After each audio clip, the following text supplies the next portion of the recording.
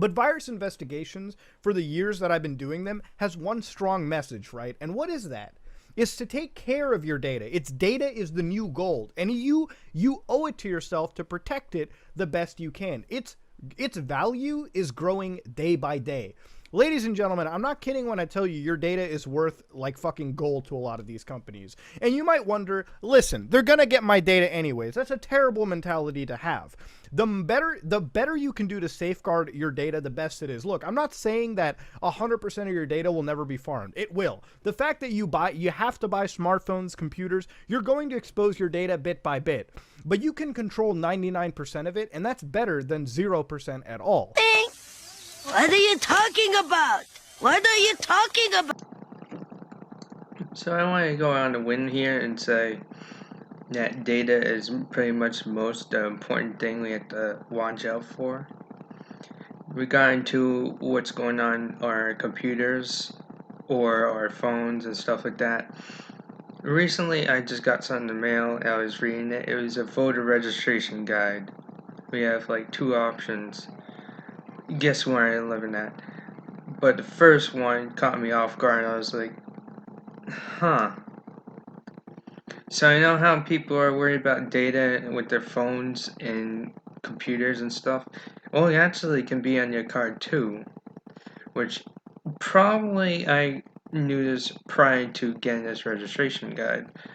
So apparently the first question is a right to repair, but it's explaining itself as if you go to like a big card company, they're gonna want you to give the code or whatever, the technology in the car, the configure it and stuff like that, so they can repair it. I don't know how it goes around, let's say, Honda dealerships, Chevrolet dealerships, or anything, but as cars begin to develop their technology, there's stuff that can be traced back to you or whatever.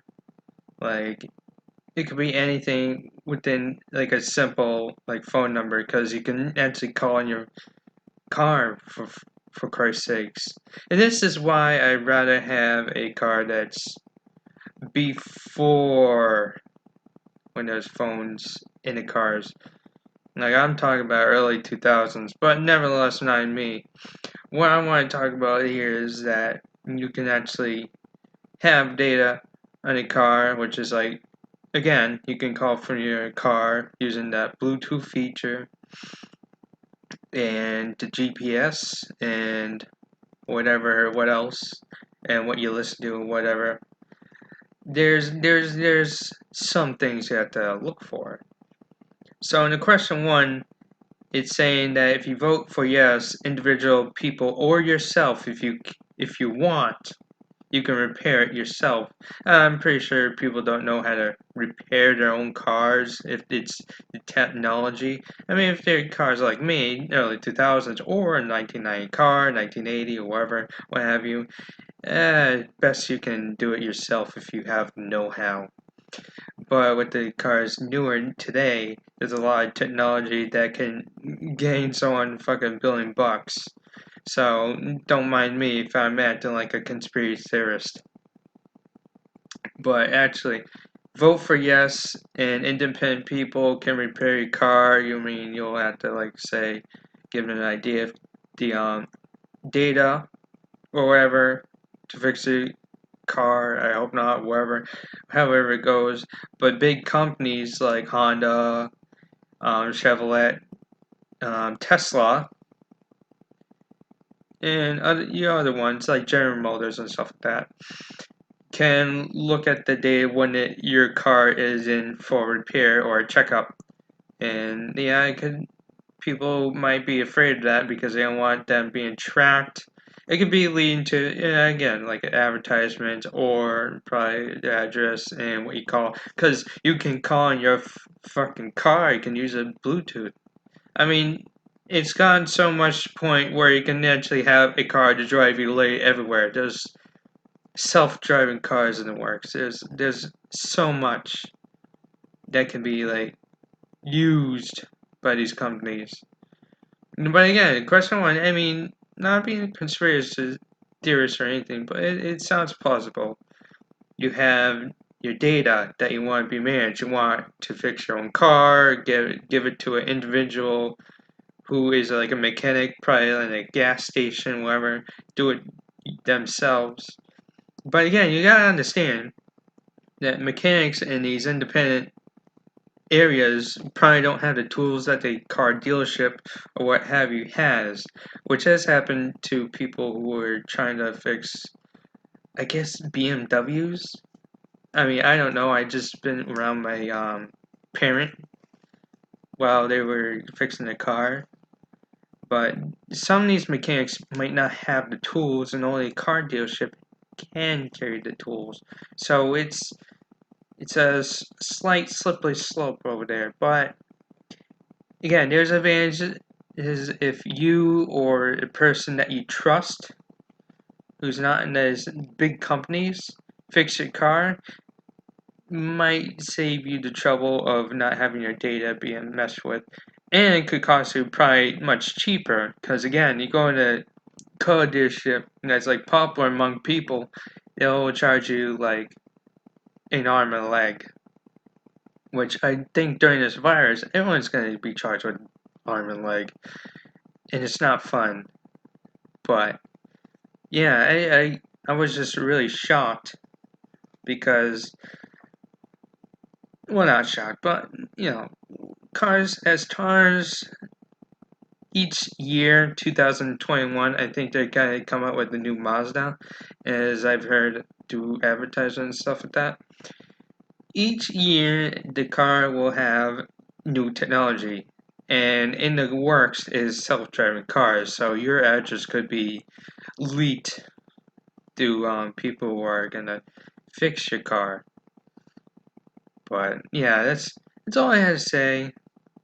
Not really educated.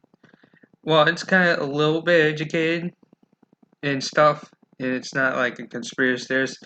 And also, want to add that each car after the 9/11 bombing, 2001, if I'm not wrong, each car has a black box. And what that black box does is well, let's say if you're charged with crime or whatever, your black box will be traced to knowing where you're going.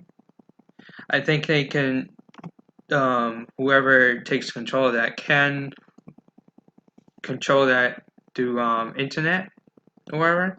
But as court cases I've seen since I'm a criminal justice major, law, yeah, they can use that black box to track where you're going and where have you been, like driving, wherever.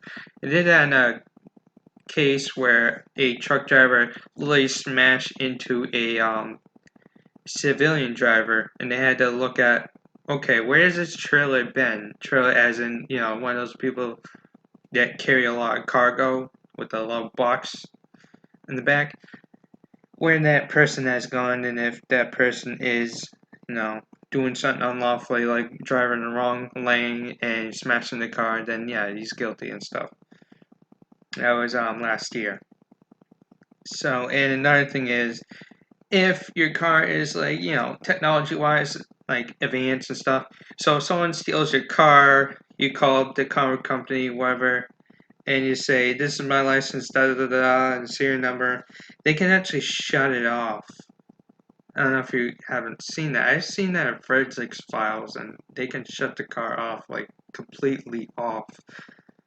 So I guess that's, like, newer things. But, yeah. Just want to make sure you understood this problem to question 1 and stuff. And I hope you have a good day. This is me, the original. Oh, this is The Good Man.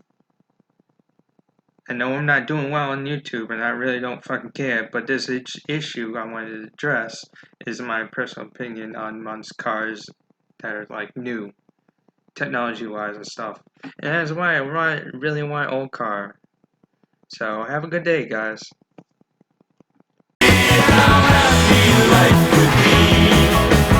If all of mankind would take the time to journey to the center of the mind. time to journey to the center.